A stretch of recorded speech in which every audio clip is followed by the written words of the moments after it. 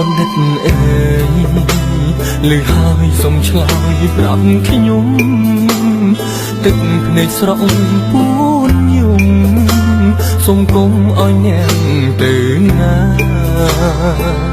ខ្ញុំឈឺចាប់ណាស់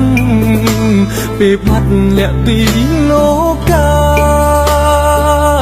តើធ្វើយ៉ាងណាទើបឲ្យអ្នកវិលត្រឡប់ខ្ញុំនៅស្រណងអាឡងអាឡៃអ្នកណាគ្រប់ពាក្យសំដីចាំច្បាស់ឈឺណាស់ពេលលោកចាកទៅទៀតក៏អព្រៃហើយអ្វីចិត្តអ្នកខកខើដឹងទេយើងឈឺពេលលឺបណ្ឌិតលីហើយអោខ្មែរអើយខ្មែរសូមអ្នកថែឈ្មោះកែមលេគ្រប់ពីងសំដីស្ថិតក្នុងបេះដូងរហូតអោបណ្ឌិតអើយជាក្រោយកុំអោយរបូតសូមកើតជាខ្មែររហូតបណ្ឌិតកែមលេជួទឹកភ្នែកអ្នកបន្តដំណើរទៅទៀតទូកភ្លើនោះចង់អៀតអោបធៀបលោកទាំងសងខឹមរូបកាយរបូតគេឈ្មោះអ្នកនៅញ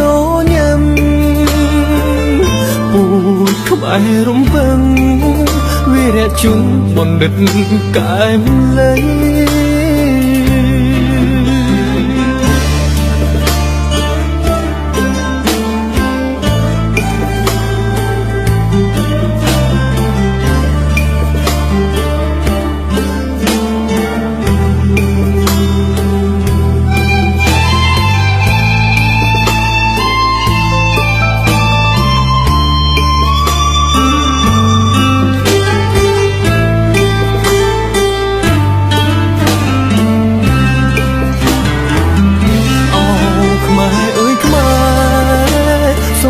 ថែឈ្មោះកែមលេគ្រប់ពីងសំដី